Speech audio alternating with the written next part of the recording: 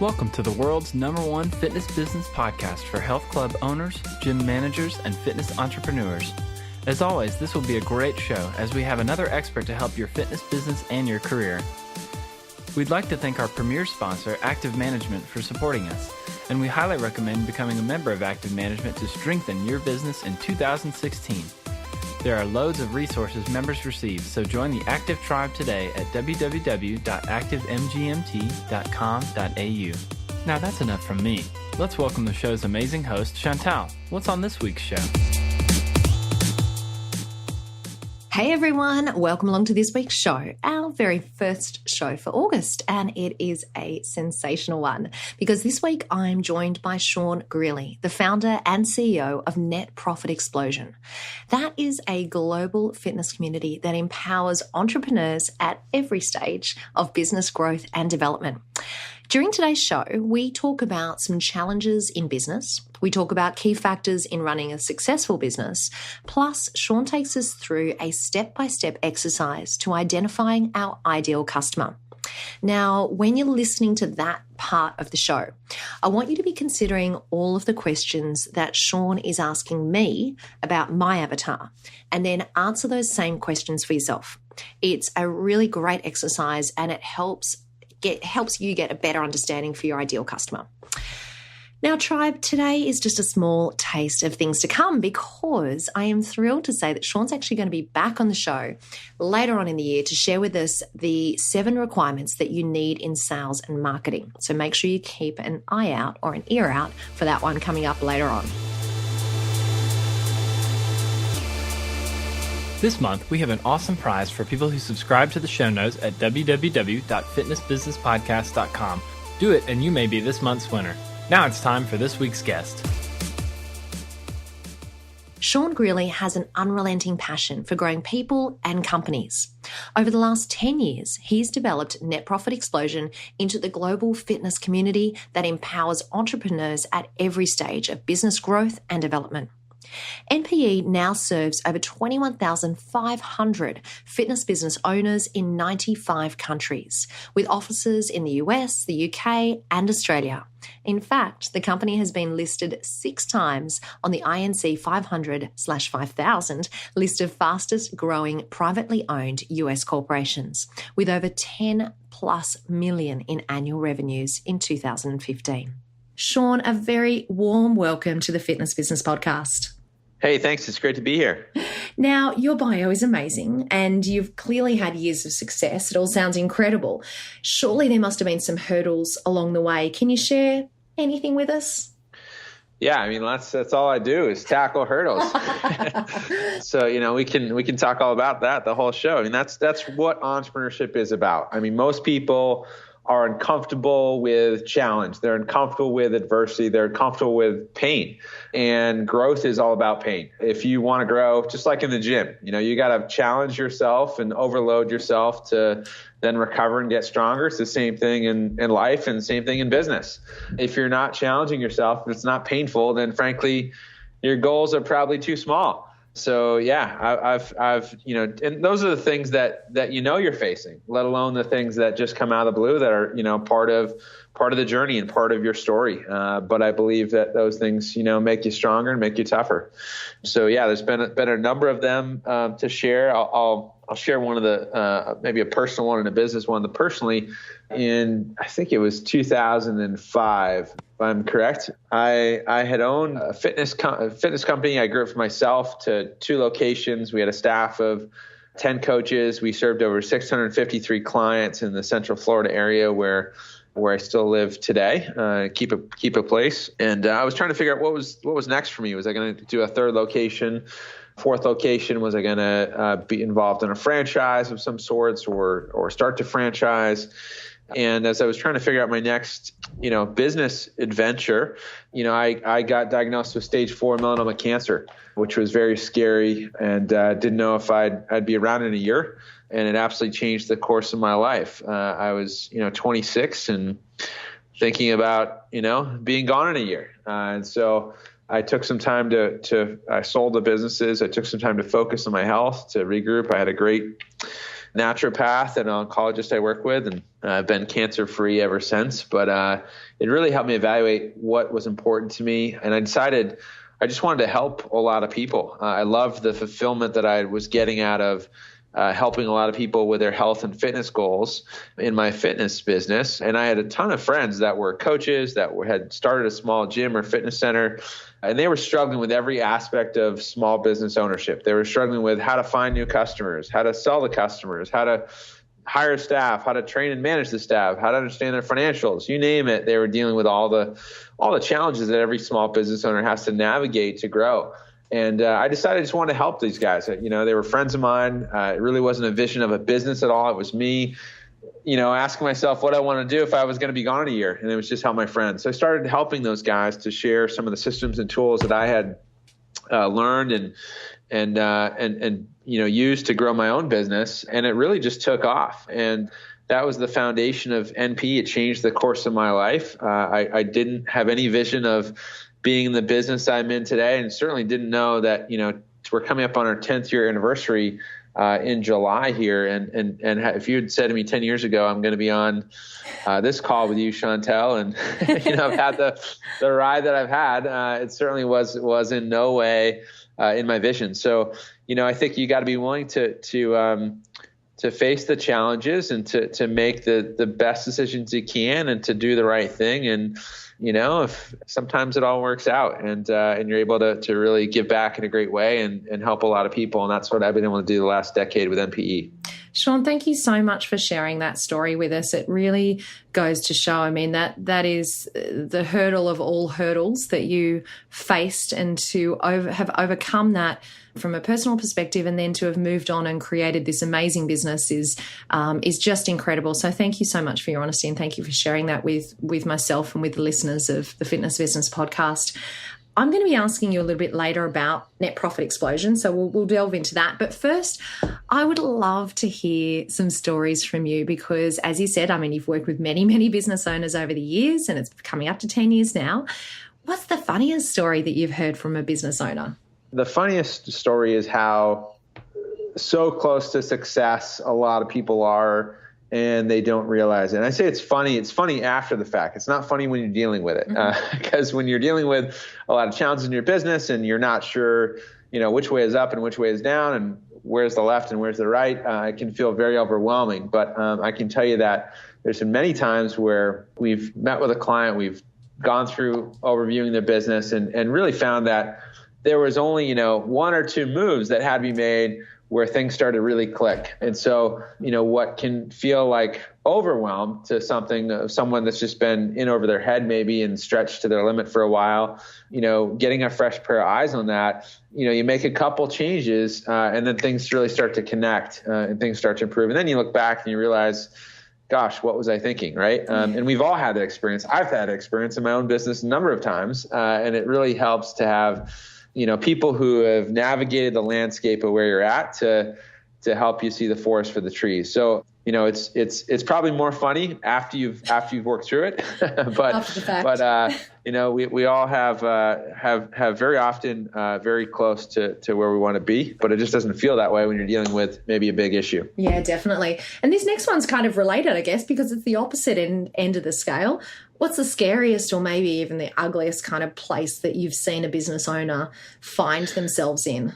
Yeah, well, the truth is there's a lot of businesses that I've seen that go out of business, even clients that have gone out of business. And, we have had a number of people that we have helped achieve very great success. And there's kind of a place, I say there's like a real danger zone in business ownership. And it's when you get to a place where you're making more money than you ever have. You're more successful than you've ever been. We got people making in a month what maybe they used to make in a year, and they kind of get drunk on success and they think they're invincible. And that's usually when you start to make bad decisions, when you've got too much cash, when you've got too much success, and you get dumb. And that's the danger zone. It's when people make a lot of bad decisions. I've seen people, go invest in a space that's, quadruple the rent. with no business plan of really how to optimize that, but think, they're gunslingers and think they're gonna kill it just because they've been successful, maybe in a smaller model, and they get eaten alive. And I've seen it ruin partnerships, marriages, people go bankrupt. I mean, you're playing a game for real. This isn't rubber bullets. You're gonna take some hits if you don't be strategic and really make smart moves at each step of the way. Yeah, it's interesting you mentioned that, Sean, because a little while ago I interviewed Mike Michalowicz, who wrote a book called Profit First, and he talks about that exact situation where, kind of getting into a position of, all of a sudden having all this money and being very successful, and then making some bad decisions and losing everything as a result of it. So thank you for sharing that with us. Sean, let me ask you this. What would you say are the key elements that make a really great business? Yeah, I think there's several keys to success, but consistently in clients that we've had that we've seen just kill it in achieving their goals and multiplying, units and stores and franchising and all kinds of stuff. There's probably, there's a few main points. Number one, it all starts with a focus on the market. You've got to have a really rabid market. That's where it starts, right? We don't create demand for anything. I like to share that, demand in a marketplace is much like waves in the ocean. You don't, tell the waves to go. You gotta watch when they're breaking. You got to go get in front of them. And so reading the market is very much like reading the surf. It starts with finding a place where there's great waves breaking all the time. That's a great market. For instance, we have a lot of clients that are very successful, particularly in the women's fitness space. And it's a great market. It's a very consistent market. And there's how many women do you know that want to lose weight? A lot of Most them, right? So that's a great market to be in, especially in the fitness industry. The other key I would say is that they match a great target market with a really simple model. The best businesses aren't overly complicated. They're very simple and they're easy to replicate, because the more complicated it gets, the more it breaks down as you start to multiply. What works in one store doesn't work when you get to 5 stores, doesn't work when you get to 10 or 15, doesn't work when you get to 50 or 100. You've got to keep it simple. So a great market, a really effective and simple model that can scale and replicate, and then continual focus on each of the core systems, sales and marketing, fulfillment, operations, and really management, and always kind of leveling up each one of those, pillars, if you will, along the way, because what got you to one level, you're going to have to evolve to get to the next level, and then again and again. But you've got to balance your focus on products, right? Service offerings and the way you deliver and fulfill when you sold something to someone, the sales and marketing piece for new customer acquisition, and then the management and operations that really look after all of that, and the people and the systems that allow the system to work. So the best and most successful businesses and entrepreneurs I know have those keys always in motion. They've got a great market and they've learned how to read the waves and get in front of it, not sit there, in flat water and say, hey, where are the waves? You're not going to catch any waves that way. And then number 2, they have a great model that's simple to replicate and really meets the demands of the market. Too many people try to fall in love with their own idea and what they love. And you are not your customer and you are not the market. You've got to meet the demands of the market, not what you think is amazing for yourself. And then they continually balance and level up, sales and marketing, fulfillment, and then management operations along every leg of the journey. And every time they hit a wall, they step back and they look at those and they level one up and they keep going to the next level. Sean, I'd like to talk to you more about, you briefly mentioned markets and customers in there, and I'd like to talk to you more about that area, because one of the challenges that many fitness businesses have is actually really getting a defined customer and really understanding that customer. Can you give us an idea what you think we should look for when we're defining our ideal customer? Absolutely. We have an exercise we take people through, and really just to walk through, this exercise. And I like to start off by asking people to think about, if and hopefully, you've had a little bit of time in the industry to have some experience. Because if you don't have any experience, it's tough to define what's your best customer. So you gotta go, put a little bit of time, work with different populations, work with different people, and get some time in the game. But once you've got a little bit of that, and it can come pretty quickly, you can think about a group of clients that you love to work with. And when you go to work and train those clients or serve them, it's just amazing. And if all you had to do was that every day, then I can't believe they pay me to do this job, right? It's just awesome. And Chantel, I'm sure you've had some clients like that, correct? Yeah, definitely. Okay. When you do it for free. All right. Yeah. And then I'm sure you've had the clients where you thought, if I have to work another minute with this person, I'm going to slit my wrists and just be gone from this industry forever. Yeah, I may have had a few of those as well. You might have had a few, right? So everybody's had that experience of the clients they love to work with and the clients they can't stand. And you really you make the list. You make a list of who you don't enjoy working with and what defines the things that you don't like about working with those clients. And then who do you love to work with and what defines the keys of the people you love to work with. And then we start to look at taking the people that you do like and that you want to clone, let's say, and replicate. Mm-hmm. And we start to develop an avatar. An avatar is really just, we'll give it a name, Chantel, what's one of your favorite clients' names that you've worked with? Kim. Okay. So we'll give Kim an avatar, and then we'll start to define what we call demographics, geographics, and psychographics. So demographics would be, what age range is Kim within a 10-year age range, let's say? Between 30 and 40. Okay, 30 and 40. And what else do we know about Kim? Is she a mom? Is she married, single? What defines Kim? Mom with 2 kids and owns her own business. Okay, great. All right, so now we got some demographics on Kim. Let's talk about geographics. Are you working with Kim face-to-face? Yes. Okay, so is there a section of town that Kim lives in and people like Kim live in? Yes, there is. It's the outer Sydney suburbs.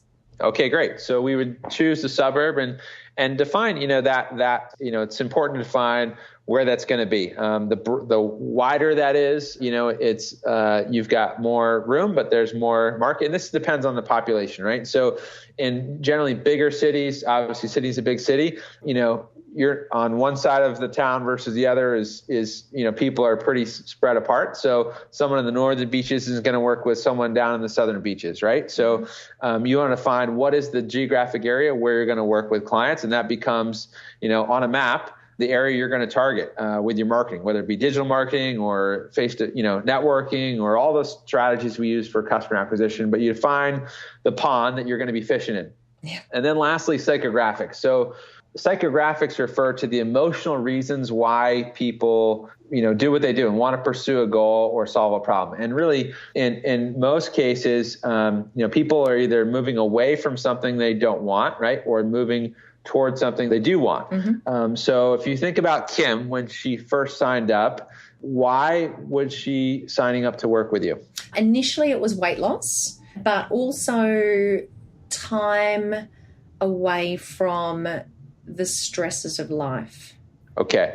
So was Kim trying to more motivated to not feel the pain of the stress and the lack of confidence and not feeling good about the weight, or was she more and so there's always usually a more negative emotion of moving away from something or a positive emotion to move towards something. And it can be one or the other. It just depends on the market you tend to work with. Most markets are more motivated to get out of pain than they are to go achieve a goal. So when we talk about the emotions, and this is important in psychology and for marketing, you've got to understand the emotional drivers of the people you're speaking with, right? And with men, men, I like to say, there's like only a few colors in the crayon box, right? There's only a few emotions that we work with.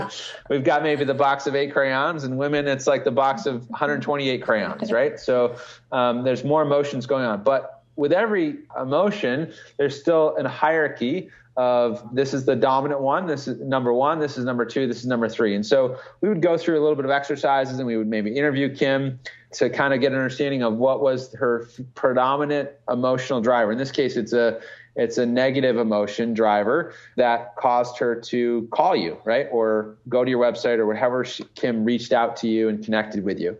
And so if you had to just, off the cuff, give me the top two emotions that Kim was feeling and how she was feeling about them at the time she sought you out, what would those be? I guess it was mainly about feeling unconfident about her body at that time. So, and we could spend a couple more minutes drilling into this, but we'll kind of fast forward it, just like on the cooking show, they take it right out of the oven.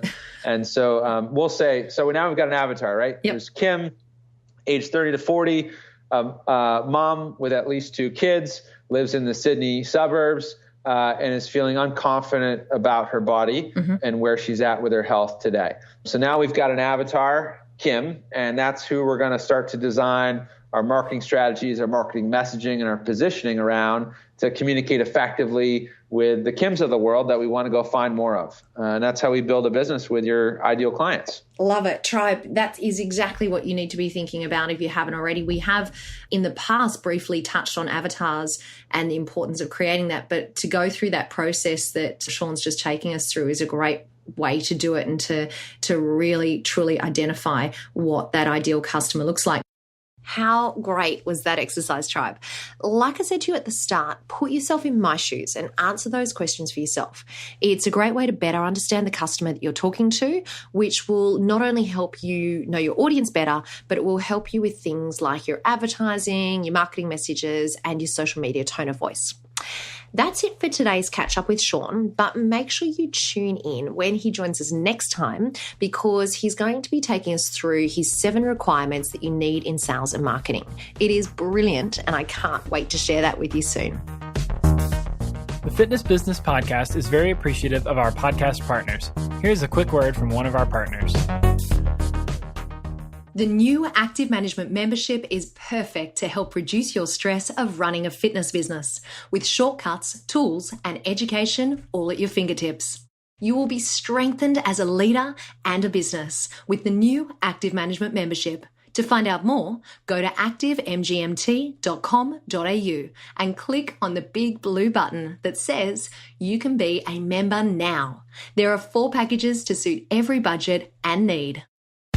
It's time for the Fitness Business Podcast wrap.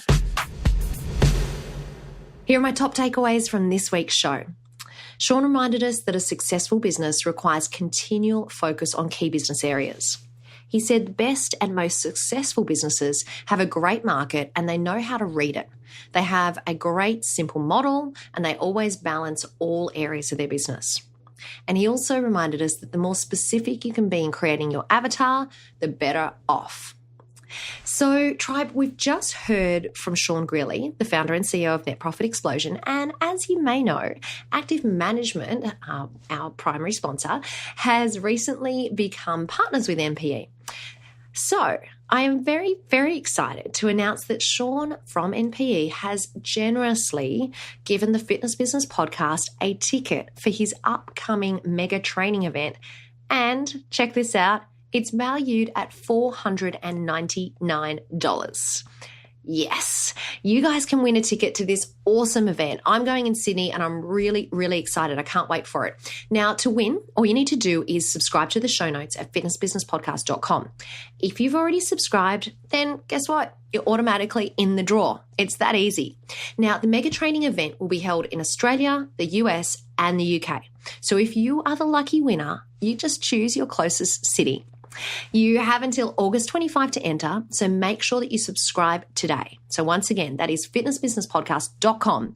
I want to say a huge thank you to Sean and the team from NPE for this fantastic prize. Quickfire 5. Hey Tribe, we're back once again, and this time we've got JT from Active Management joining us. Welcome back, JT. Morning, Chantel, afternoon, Chantel, or whatever time of the day it is. Now, it's great to have you back on the show. Are you ready for your quick fire 5 questions? I sure am. Okay, let's get cracking. Tell us, why do you do what you do? to reduce the healthcare costs across the globe by having people move more and move often.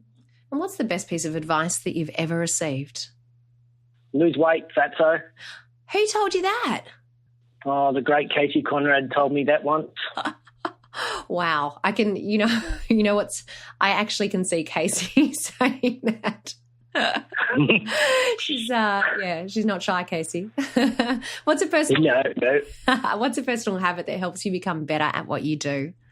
I do all my creative work in the morning, usually after a workout. Good habit. And what's one book that you would recommend to us and why? Legacy by James Kerr, and it's about what the All Blacks rugby team can teach us about the business of life. Very interesting. I'll have to grab the link from you for that one.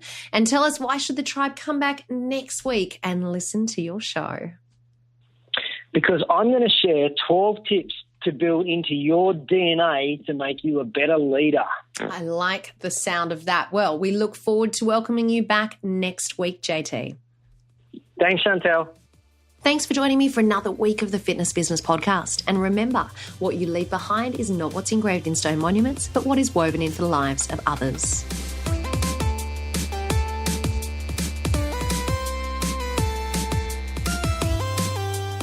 Great show this week that you should be suffering DOMs, delayed onset mind soreness, as you are overloaded and that's when your mind is strengthened. You and your business have been strengthened thanks to the amazing support of our premier sponsor, Active Management. Check out www.activemgmt.com.au only if you want to strengthen your business and your leadership. Don't forget, all today's links and notes are found at www.fitnessbusinesspodcast.com, where you can also subscribe and never miss a show and maybe win a prize. Next week is another incredible guest with Chantal, so get ready for more Fit Bizpiration.